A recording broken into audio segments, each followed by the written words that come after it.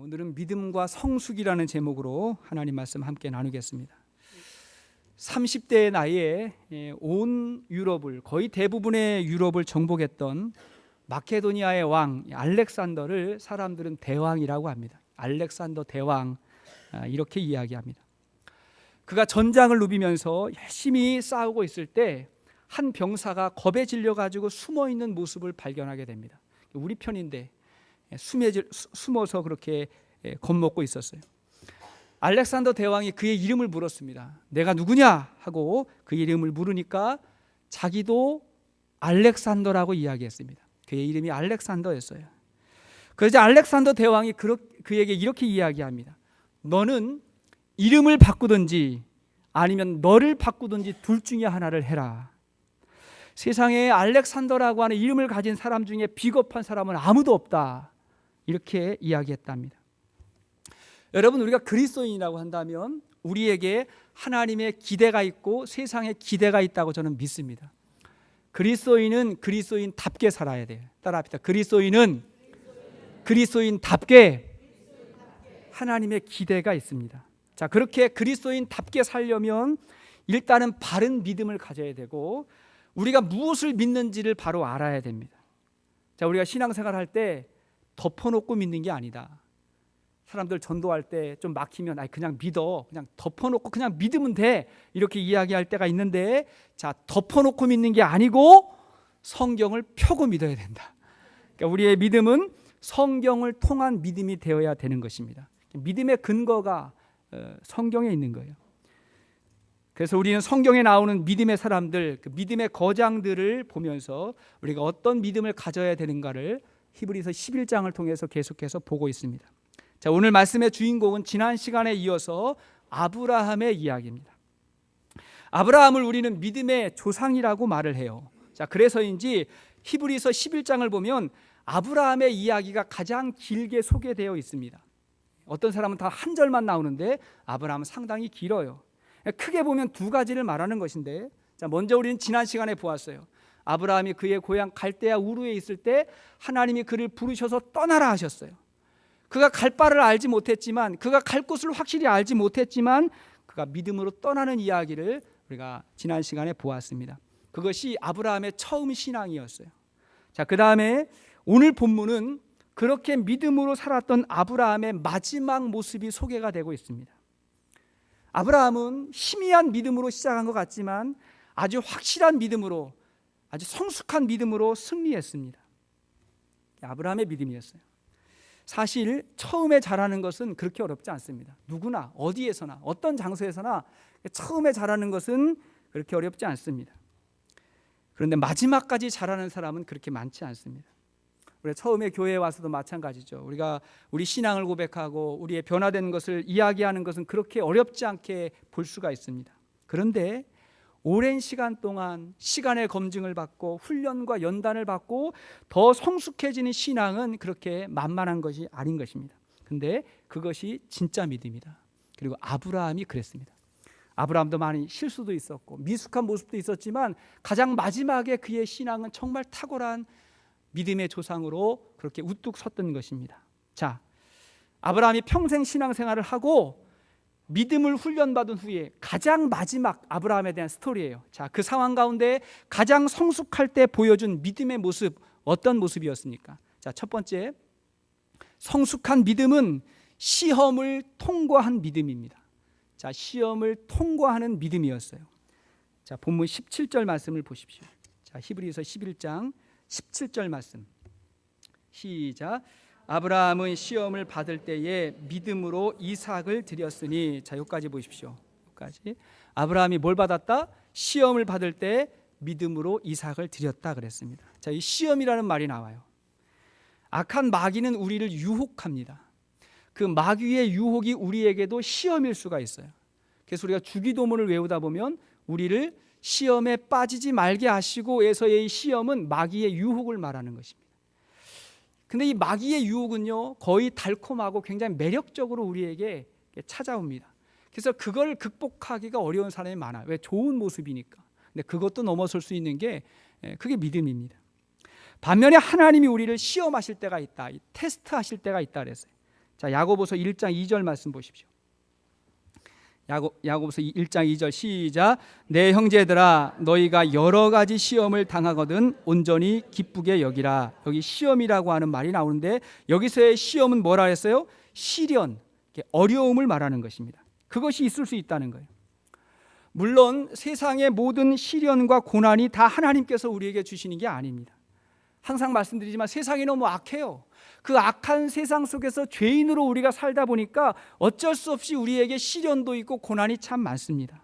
자, 그럴 때 우리 믿음의 사람은 인생의 시련을 내 믿음의 시험이라고 여기는 거예요.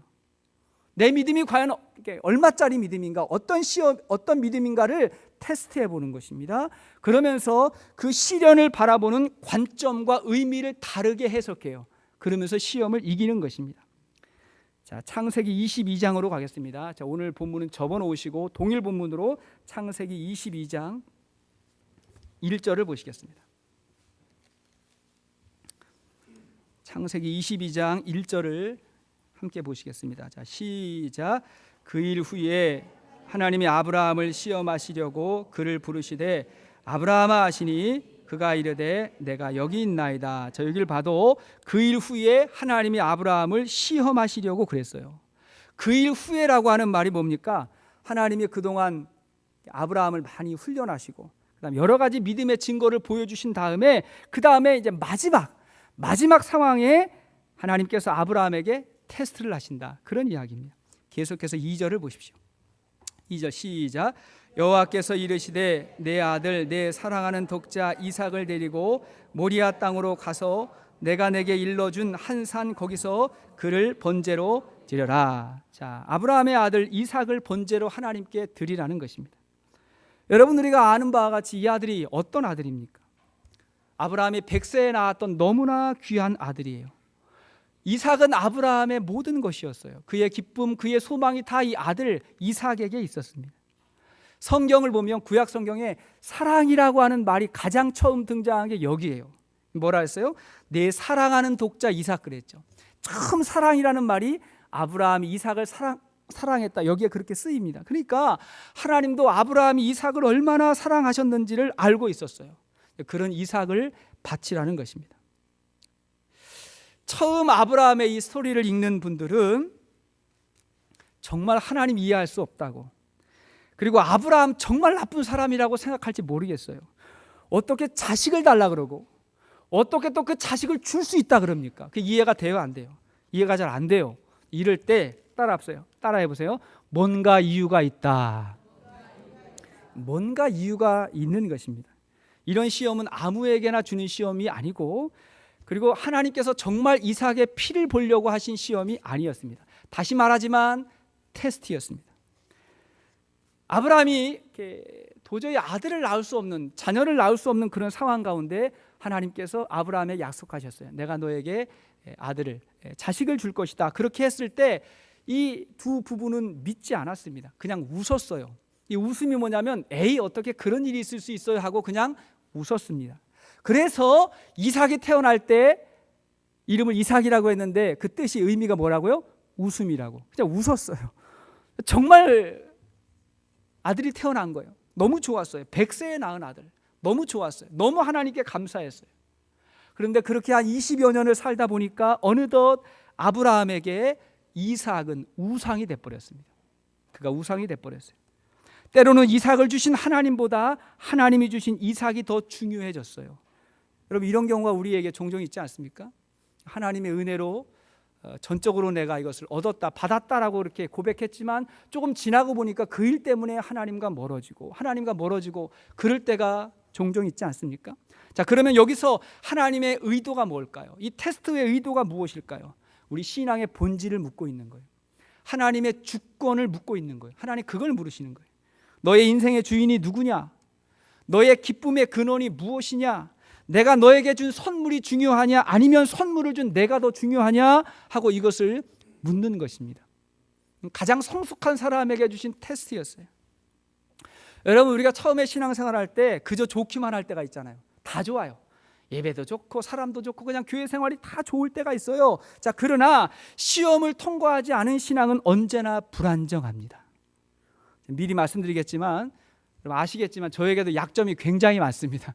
하나님이 다 가려주셔가지고 그냥 좋게만 봐주시는 것도 많이 있겠지, 저에게도 약점이 굉장히 많습니다. 그래서 여러분들이 저에게도 시험에 들 수 있어요.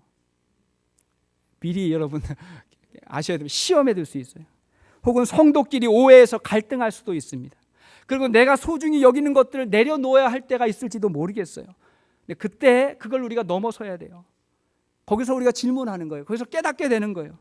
내 인생의 주인이 누군가? 내 신앙의 본질이 무엇인가? 나는 무엇을 믿고 있었는가? 그것을 그 과정 가운데 우리가 깨닫게 되는 것입니다. 조금은 좀 조심스러운 이야기지만 얼마 전에 한 스님이 하시는 말을 들었습니다. 제가 한 말이 아니에요. 그 스님께서 하셨던 말씀이에요. 한국의 불교 신자가 굉장히 많습니다. 최근에 통계를 보니까 우리 기독교인보다 약간 더 많다 이렇게 통계가 나왔어요. 그도 그럴 것이 우리는 매주 교회 나가야 우리가 기독교인이다 그렇게 말하는데, 불교인들은 보면 1년에 한두 번 정도 절에 가도 내가 불교 신자다라고 그렇게 생각하는 사람이 많습니다. 그래서인지 이 스님께서 하시는 말씀이 한국의 불교 신자는 다 가짜라는 것입니다. 제가 한 말이 아니에요. 스님께서 하신 말씀. 왜냐하니까 불교는 석가모니의 가르침을 따르는 종교인데 실상은 전혀 그렇지 않더라는 거예요. 그 이유가 있어요. 왜냐하니까 여러분, 석가모니는 인도의 왕자였습니다. 인도라는 나라가 굉장히 큰 나라거든요. 거기에 왕자였어요. 굉장히 높은 위치에서 굉장히 많은 것들 소유했던, 가졌던 그런 사람이었어요. 근데 그가 어느 날 그 모든 것을 다 버리고 그 모든 걸 다 내려놓고 그 다음에 보리수 나무 밑에서 수행을 하고 고행을 하다가 뭔가를 깨닫고 해탈했다는 거예요. 거기서 해탈을 했습니다. 그리고 나서 이 석가모니가 죽고 그의 제자들이 모여가지고 그 석가모니를 따르겠다고 해서 만든 종교가 불교라는 것입니다. 그런데 한국 불교는 뭐가 좀 잘못됐다. 왜 잘못됐냐 보니까 그 석가모니를 믿고 그를 따른다고 하면서 그 석가모니가 다 내려놓은 거, 그 석가모니가 다 버린 것을 그 석가모니에게 달라 그러는 거예요. 그것을 얻고 그걸 모든 걸 달라고 다 그렇게 구하고 있다는 것입니다. 이게 모순이라고 이야기하시더라고요. 의미가 있잖아요, 그죠? 의미가 있어요. 그래서 원래 정통 불교에서는요, 세상 성공에 별로 관심이 없어요. 세상을 떠나는 데 관심이 있는 것입니다. 근데 여러분, 제가 왜 이 말씀을 드리냐 하면 약간 다르기는 하지만 한국의 기독교에도 이와 비슷한 경고가 나오지 않습니까? 우리 신앙인들에게도 이와 비슷한 경고가 나오지 않습니까? 한국 교회에 진짜 신자가 있는가? 우리 교회, 우리 신앙인 가운데 정말 예수님의 가르침을 믿고 따르는가에 대한 그러한 경고가 나오는 것을 우리가 볼 수 있습니다. 우리가 생각해 볼 필요가 있다고 생각해요. 물론 우리 기독교는 불교와는 완전히 다릅니다. 많이 달라요. 우리에게도 내려놓음 혹은 낮아짐 이런 말이 많이 있지만, 그러나 우리는 세상의 모든 것을 다 버리고 다 떠나서 속세를 떠나야 되는 그런 신앙을 우리가 믿지 않습니다. 하나님이 아브라함을 부르실 때 지난 시간에 뭐라 했어요? 내가 너에게 복을 주어 복의 근원이 되게 하겠다 말씀하셨죠. 하나님은 복을 주시는 분이에요. 하나님은 이스라엘 백성을 모아가지고 내가 세상의 모든 민족 가운데 으뜸이 되게 하고 제사장 나라가 해주겠다 그렇게 말씀하셨어요. 여러분, 기독교는 세상을 떠나는 종교가 아니에요. 이 세상 속에서 강력하게 영향력을 나타내는 종교예요. 할렐루야. 믿습니까? 그게 기독교예요. 그러니까 공부를 하려면 잘해야죠. 그죠? 세상에서 살려면 일단 잘해야죠.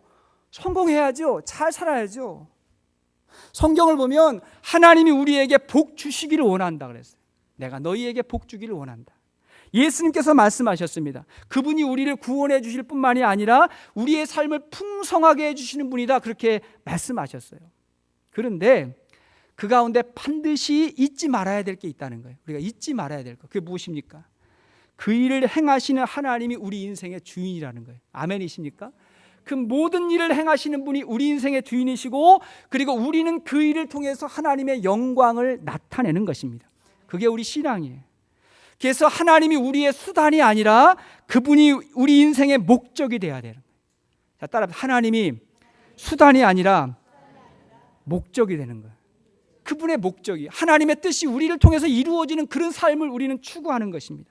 우리는 하나님을 찬양하고 영원토록 즐거워하는 존재예요. 근데 그걸 위해서 하나님께서 우리를 테스트하실 때가 있다는 것입니다. 자, 그러면 어떻게 아브라함은 이러한 어려운 시험을 통과할 수가 있었을까? 어떻게 통과했습니까? 아브라함에게 부활 신앙이 있었어요. 자, 두 번째, 성숙한 믿음은 부활 신앙을 갖습니다. 그리고 부활을 믿습니다. 여러분, 아브라함에게 이삭이 얼마나 소중합니까? 너무 소중해요. 근데 뿐만 아니라 여러분, 이 이삭을 통해 주신 하나님의 특별한 약속이 있어요. 하나님이 어느 날 아브라함에게 말씀했잖아요. 장막에 있는 아브라함을 불러내가지고 하늘을 보아라. 아브라함아, 아브라함아, 하늘을 봐라. 뭇 별들이 반짝이고 있었어요. 그때 뭐라 했어요? 내가 너로 말미암아 너의 후손으로 말미암아 하늘의 별처럼 바닷가의 모래알처럼 수많은 자손을 줄 것이다. 내가 너로 큰 민족을 이룰 것이다. 근데 그 민족이 이삭을 통해서 이루어질 거라고 그렇게 말씀하셨어요. 근데 그렇게 말씀하셨던 하나님이 이제 와서 그 아들을 제물로 바치라고 하니까 굉장히 헷갈리는 거예요. 이게 어떻게 이해할 수가 있겠습니까? 지금 하나님께서 주시는 명령하고 과거에 하나님께서 주신 약속이 충돌을 하는 거예요. 모순 같아요. 딜레마예요. 어떻게 해야 되겠습니까? 바로 여기서 아브라함이 깨닫게 된 신앙이 있어요. 그게 고백이 있습니다. 그게 무엇입니까? 부활 신앙이라고 하는 거예요. 자, 다시 히브리서 11장으로 가서 히브리서 11장 17절에서 19절까지를 보시겠습니다. 자, 히브리서 11장 17절에서 자, 지금 상황을 잘 보세요. 자, 시작. 아브라함은 시험을 받을 때에 믿음으로 이삭을 드렸으니 그는 약속들을 받은 자로되 그 외아들을 드렸느니라. 그에게 이미 말씀하시기를 내 자손이라 칭할 자는 이삭으로 말미암으리라 하셨으니 그가 하나님이 능히 이삭을 죽은 자 가운데서 다시 살리실 줄로 생각한지라. 자, 여기까지 보십시오. 하나님이 뭐라 그랬어요? 내 자손을 통해서 번성할 건데 그 이삭으로 말미암아 될 거다. 그렇게 말씀하셨다는 거예요. 그 말씀을 아브라함이 기억하면서 지금 순종할 때 어떻게 했다고요? 19절 보니까 하나님이 능히 이삭을 죽은 자 가운데서 다시 살리실 줄로 생각한지라. 이 믿음이 있었다는 거예요. 이게 뭐예요? 부활이잖아요. 아브라함은 이 부활의 의미, 개념이 희미했어요. 잘 몰랐어요. 우리처럼 부활이라고 하는 말도 들어보지 못했어요. 우리는 부활이라는 말을 얼마나 많이 듣습니까? 아브라함은 그게 뭔지를 몰랐어요. 그러나 하나님의 명령을 받고 그의 약속을 기억할 때 아브라함은 알았던 거예요. 뭔가 하나님의 뜻이 있다. 그리고 하나님이 이삭을 다시 살게 하실 것이다. 이 믿음이 그에게 있었던 거예요. 그러니까 순종할 수 있죠. 여러분, 우리가 신앙생활을 하다가 잘 이해가 안 되는 어찌 보면 모순 같은 일이 있을 수가 있어요. 의인이 고난받을 때가 있어요. 믿음이 좋고 정말 신실하게 잘 살았는데 혹 다른 분보다 먼저 하나님께서 데려가실 때가 있어요. 그때 우리 생각으로 잘 이해가 안 돼요. 어찌 그럴 수가 있습니까? 라고 우리가 의아해할 때 그때 우리가 받아야 될 말씀이 무엇입니까? 이게 부활신앙이라는 거예요. 세상이 끝이 아니라는 거예요. 더 중요한 게 있고 영원히 있다는 거예요. 예수님이 그걸 우리에게 보여주셨다는 거예요. 아브라함이 그걸 깨달았던 거예요. 여러분, 하나님의 창조를 믿는 사람은 우리 몸의 부활을 믿습니다. 처음 창조를 믿는 사람이 새로운 창조를 안 믿겠습니까? 성경을 믿는 사람, 예수를 믿는 사람은 부활을 믿습니다. 반면에 예수를 믿지 않는 사람은 성경을 믿지 않고 성경을 안 믿는 사람은 부활을 믿지 않아요. 누군가 부활을 믿지 않는다고 그렇게 이야기한다면 데려가 오십시오. 그에게 물을 거예요. 성경을 믿냐고. 성경을 믿으면 부활을 믿는 것입니다. 그게 우리 신앙이에요. 흔히 과학자들이 이과 계통에 있는 분들이 예수를 잘 믿지 않는다고 그렇게 생각하는데 그렇지 않다고 제가 이미 말씀을 드렸어요. 오늘도 우리 심정자 우리 권사님 교수님 오셨지만 이과 계통의 박사님이십니다. 교수님이세요. 신앙이 얼마나 좋은지를 몰라요. 한국이 낳은 세계적인 과학자 가운데 정근모 박사님이 계십니다. 이분을 소개해드리고 싶은데 이분은 미국의 유수의 대학에서 핵물리학 교수로 이렇게 재직하셨고 국제원자력기구 의장으로 IAEA라 그러죠. 원자력기구의 의장으로 지내셨고 한국의 과학기술처 장관을 역임하셨고 또 몇몇 대학의 총장으로 그분의 경력이 너무 화려해가지고 다 소개할 수 없을 만큼 그렇게 사셨습니다.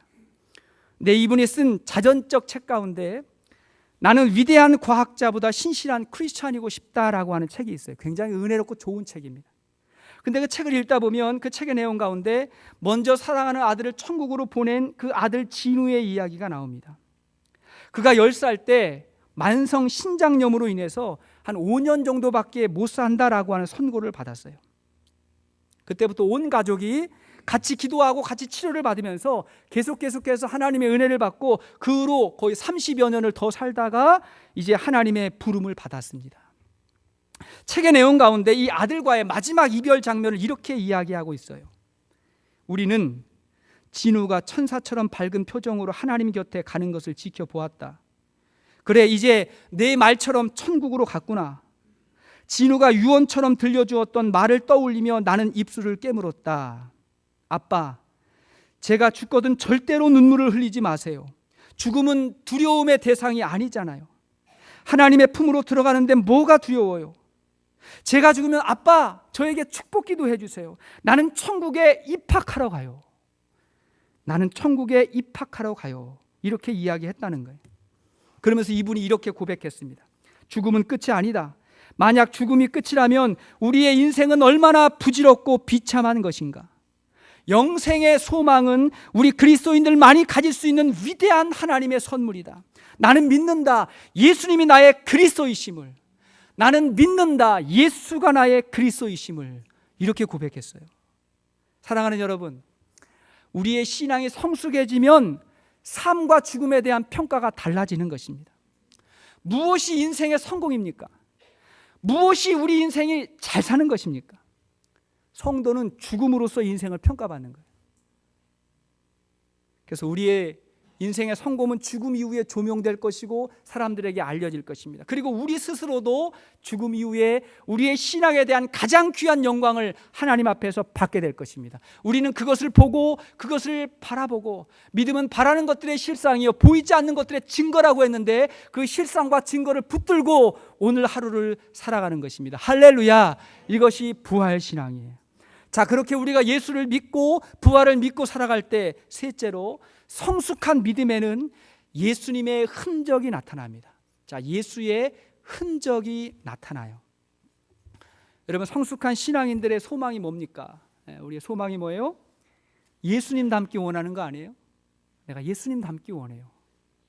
다른 사람들이 날 보면서 예수님의 모습을 봤으면 좋겠어요. 그분의 흔적이 있으면 좋겠어요. 우리가 그렇게 이야기하지 않습니까? 근데 놀랍게도 우리는 이 아브라함의 이야기를 보면서 예수님의 흔적을 볼 수가 있는 것입니다. 자, 다시 창세기 22장 3절을 보십시오.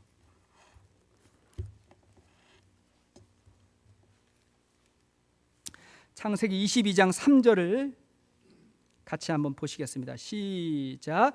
아브라함이 아침에 일찍이 일어나 나귀의 안장을 지우고 두 종과 그의 아들 이삭을 데리고 번제에 쓸 나무를 쪼개어 가지고 떠나 하나님이 자기에게 일러 주신 곳으로 가더니, 자, 아침에 일찍이 일어나서 길을 떠나요. 자, 어쩌냐의 이야기를 들었는데 하나님에게 질문을 안 해요. 뭐라고 반문을 안 해요. 그냥 그 밤을 새고 아침에 일찍이 일어나서 어떤 질문도 하지 않고 침묵합니다. 그리고는 3일 길을 걸어서 약속된 장소 모리아산에 도착합니다. 아브라함이 아무 말도 하지 않았지만 우리는 그의 마음이 어떠했는지 짐작할 수가 있어요. 자식을 드리는 그 마음 어떻겠습니까? 여기서 우리는 사랑하는 독생자 예수 그리스도를 우리를 위해서 제물로 주시는 하나님의 마음을 볼 수가 있는 것입니다.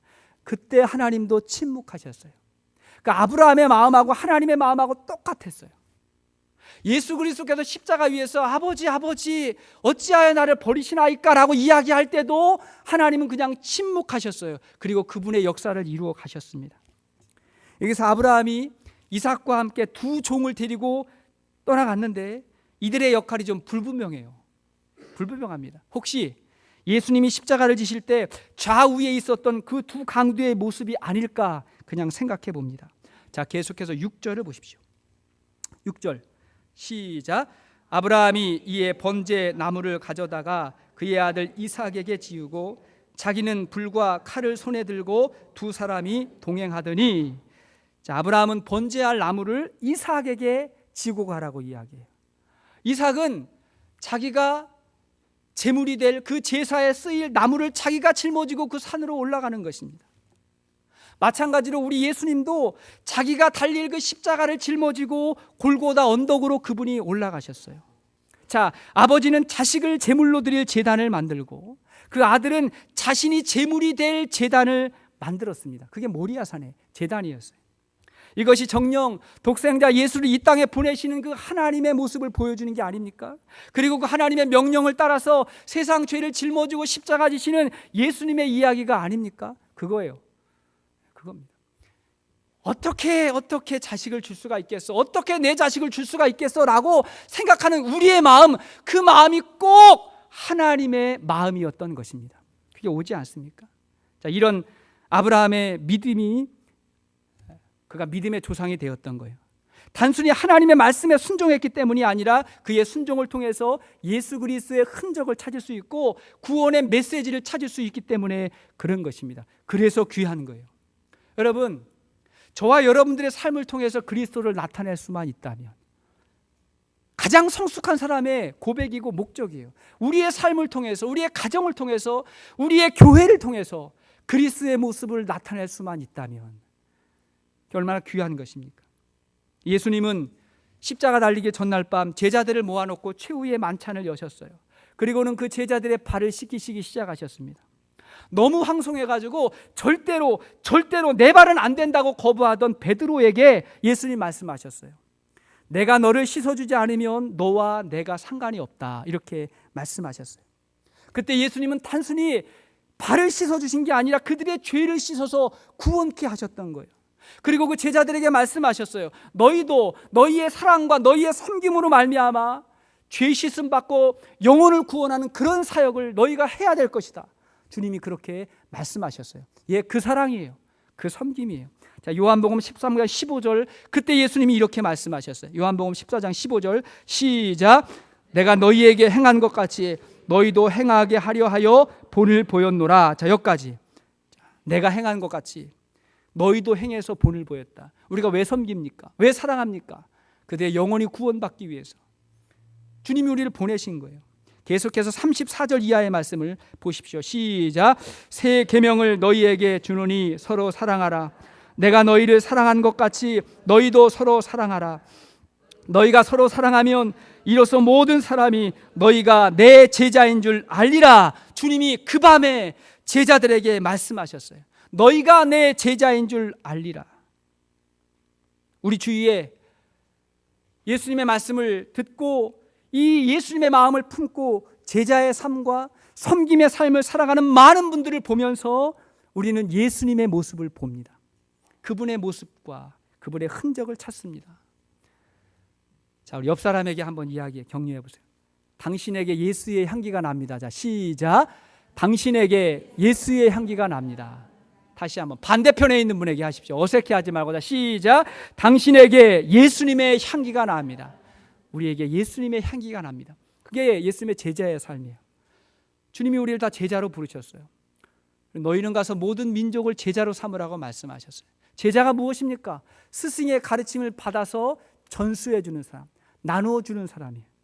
나누어 주는 사람. 여러분, 우리가 제자의 삶을 살아가고 있습니까? 저는 우리 모든 성도님들 보면서 기도할 때 항상 기도한다 그랬죠. 우리 교회는 지금 목자와 아직 목자만 있다. 지금 목자와 아직 목자만 있다. 이게 무슨 말이에요? 지금 목자로 제자의 부름을 받아가지고 섬기고 사랑하고 헌신하는 분이 있는 반면에 아직은 아니지만 그러나 언젠가는 예수님의 목자로 제자의 삶을 살아가실 분이 있다고 저는 믿습니다.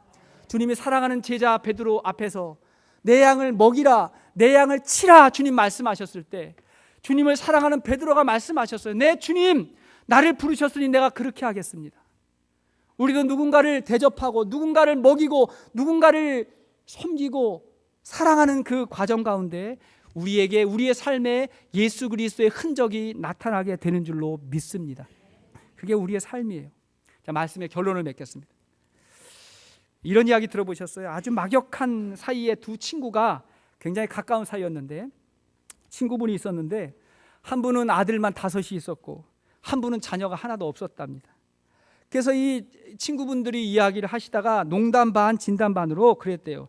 자네는 아들이 5이나 되는데 키우기도 힘들고 얼마나 힘드냐고, 그러면서 나에게 하나만 양자로 주면 내가 잘 기르겠다고, 하나만 달라고 그렇게 이야기했대요. 그러니까 너무 친한 친구이고 너무 또 이렇게 막역하고 하니까 그냥 생각 없이 그렇게 하지 뭐, 생각해 보니까 그것도 맞는 것 같아요. 다섯을 어떻게 이기겠습니까? 그렇게 하지 뭐 이야기하고 집으로 왔어요. 집으로 와 보니까 이 다섯 형제가 쪼르르 이제 잠을 자고 있는데 누구를 보내야 되나 이렇게 생각하고 쳐다보고 있는 거예요. 잠시 생각을 했답니다. 생각을 하니까 큰 아들은 장남이니까 안 되고, 둘째 놈을 보니까 제일 똑똑하고 공부를 잘하니까 안 되고, 보통 보면요 둘째들이 공부를 잘해요. 똑똑해서 안 되고, 셋째는 인물이 너무 잘생겨서 안 되고, 그럼 막내는 어떤가 하고 봤더니 그렇지 않아도 몸이 약한데 너무 이렇게 허약한데 저걸 어떻게 보내나, 그냥 내가 데리고 살아야지 그런 마음이 들고, 넷째. 그럼 막내는 하고 막내를 딱 보니까 저렇게 귀여운 재롱둥이를 보내면 내가 무슨 낙으로 사나 그런 생각이 들어요. 그러니까 아무도 보낼 사람이 없는, 아무도 결국 하나도 보내지 못했답니다. 똑같은 마음이잖아요. 우리가 다 똑같은 마음인데, 그런데 하나님은 독생자 예수 그리스도를 우리에게 보내셨다는 거예요. 이게 기독교입니다. 하나님이 그분의 독생자를 우리를 위해 보내주셨어요. 우리를 구원하기 위해서. 여러분, 하나님이 정말 그런 분이라고 한다면 우리도 그분을 믿어야 됩니다. 우리가 그분을 신뢰해야 됩니다. 혹시 그분이 주시는 시험이라고 하면 우리가 극복해야 됩니다. 낙심하지 아니하고 넘어지지 아니하고 우리가 극복해야 돼요. 도대체 이 세상에 그 하나님과 견줄 수 있는 것이 어디에 있겠습니까? 하나님이 주신 영원한 구원보다 더 귀한 축복이 어디에 있겠습니까? 그 하나님을 믿기에 우리의 시험을 이기고 극복하고, 그리고 우리의 믿음이, 우리의 시설이 지금뿐만이 아니라 내세 하나님 앞에까지 바라보면서, 그러면서 우리가 세상을 살아 승리할 수 있는 강하고 담대한 저와 여러분들 될 수 있기를 주의 이름으로 축원드립니다.